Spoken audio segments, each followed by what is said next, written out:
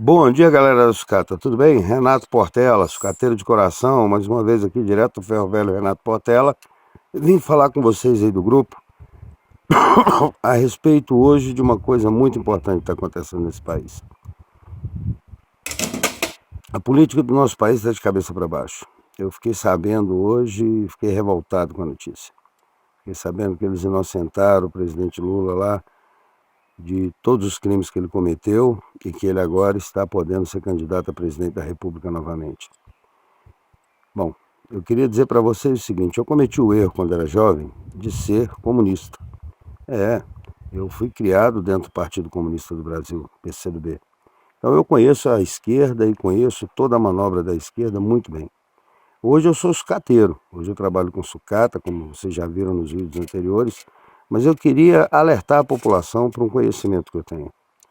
A esquerda, durante muitos anos, ela vem trabalhando e vem monopolizando os pontos estratégicos desse país. Muitas pessoas têm perguntado por que o presidente Bolsonaro não toma uma posição.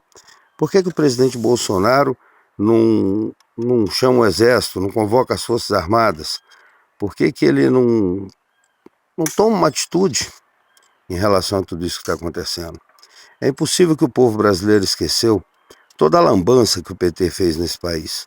Toda a lambança que foi feita em relação à Petrobras, em relação ao dinheiro que foi mandado para Cuba, Porto de Mariel, em relação ao dinheiro que foi mandado para os países amigos do rei na época, das chamadas líder, das chamadas as empresas que teriam que crescer no país, né?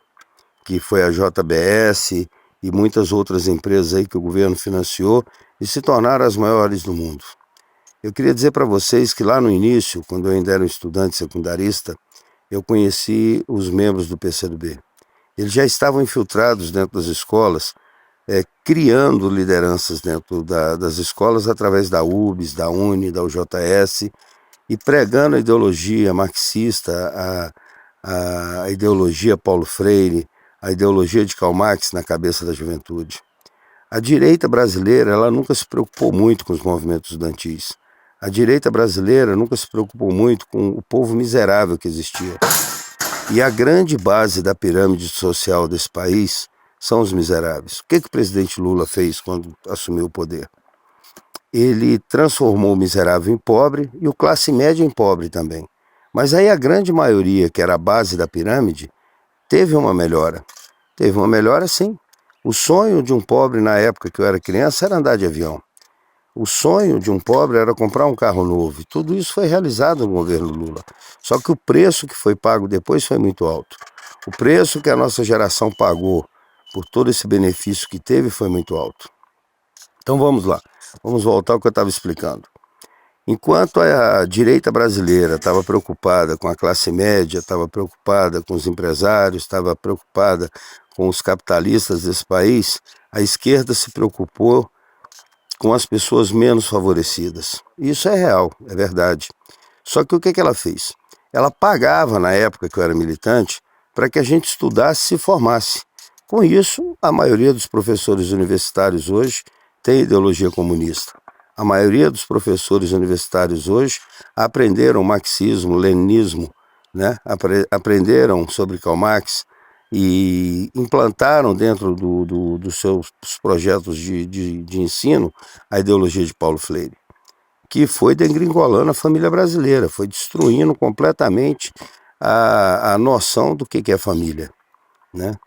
E a direita nunca acordou para isso. E com isso, primeiro eles dominaram os estudantes secundaristas, os estudantes primários, porque antigamente, as pessoas da minha geração vão lembrar, que quando você fazia o ensino médio, você optava em ser contador, você optava em fazer administração, ou você optava em fazer o magistério, que era dar aula para as crianças de ensino médio e ensino fundamental.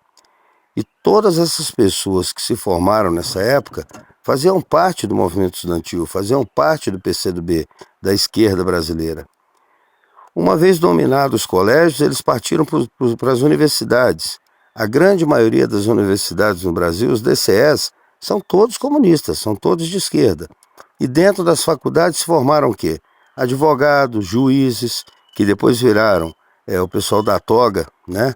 Que hoje faz essa lambança aí, infiltraram membros do partido dentro da AMAN, dentro do Exército Brasileiro, e tem muita gente hoje dentro do Exército, dentro das Forças Armadas, nos grandes escalões do Exército, que são comunistas, que eles cresceram e aprenderam a ideologia marxista-leninista, porque, na verdade, a direita, na época, nunca se preocupou com o movimento estudantil e não percebeu que era de dentro dos estudantes que sairia a nova geração, que sairiam os médicos, os advogados, os juízes, os desembargadores, né, os promotores.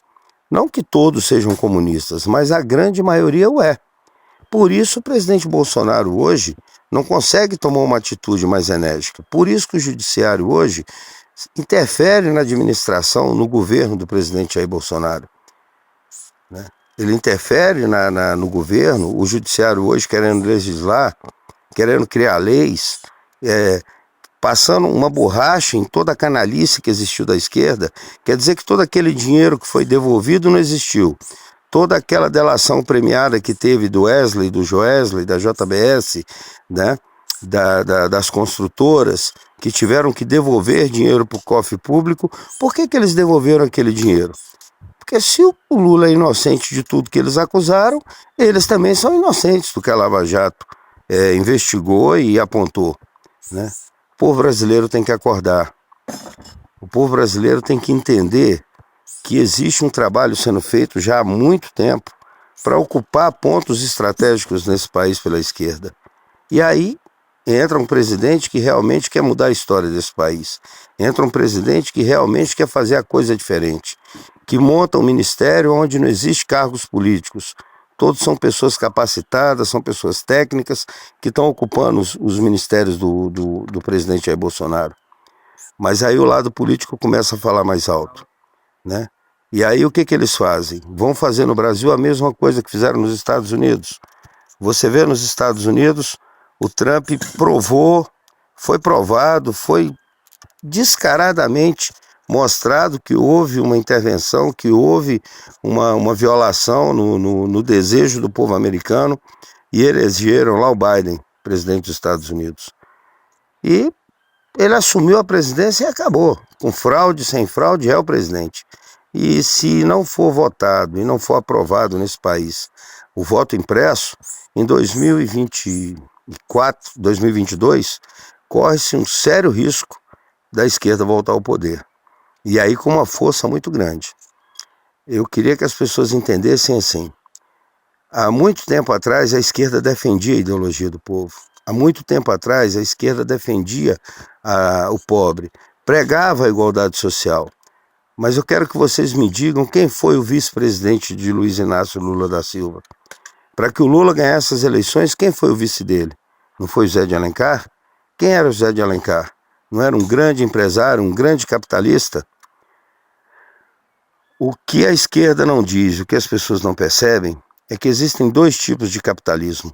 Existe o capitalismo do empresário, aquele que trabalha assim como eu, aquele que gera emprego, que gera renda para o município. Esse é o capitalista. E existe o capitalista selvagem, que é quem? É a família Holyfield, é a família Rockefeller, é a família do Bill Gates. São essas pessoas que controlam as grandes fortunas do Brasil e do mundo e que trabalham simplesmente em cima do capital. Esse é o capitalismo selvagem, onde eles não têm escrúpulo, onde eles não pensam em ninguém e passam por cima de qualquer um para atingir os seus objetivos, né? Nós somos capitalistas, mas nós somos capitalistas geradores de emprego. Nós somos capitalistas que levamos renda para as famílias mais pobres. Porque quando a gente contrata um funcionário, quando a gente dá emprego para alguém, a gente está ajudando não só aquela pessoa, mas toda a família dele. O assistencialismo é uma forma de calar o povo, de fazer o povo ficar preguiçoso, de fazer o povo não querer trabalhar e lutar pelos seus ideais. Fica esperando o que o governo vai dar. Nós não somos Cuba, nós não somos Venezuela. Essa é a minha opinião. A direita ela não se preocupou com os movimentos estudantis. E de dentro dos movimentos estudantis surgiram hoje as pessoas que estão fazendo frente ao presidente Jair Bolsonaro e que foram doutrinadas e criadas dentro de uma ideologia de esquerda. Forte abraço a todos vocês. Hoje eu resolvi fazer esse vídeo no meu canal que a gente fala de sucata, para dar a minha opinião, a opinião de um sucateiro, de uma pessoa que tem pouco estudo, pouco conhecimento, mas que precisava desabafar para os amigos. Não vamos deixar a nossa bandeira ser vermelha nunca. A nossa bandeira, ela sempre será verde e amarela. O povo brasileiro sempre será livre. Não estou pregando aqui a desordem, o caos, a violência de forma nenhuma. A única forma que tem de defendermos o nosso país e de não deixar a nossa bandeira ficar da cor do sangue é nas urnas, é no voto. É votando para que a esquerda nunca mais volte ao poder nesse país. Forte abraço a todos vocês. Renato Portela, sucateiro de coração.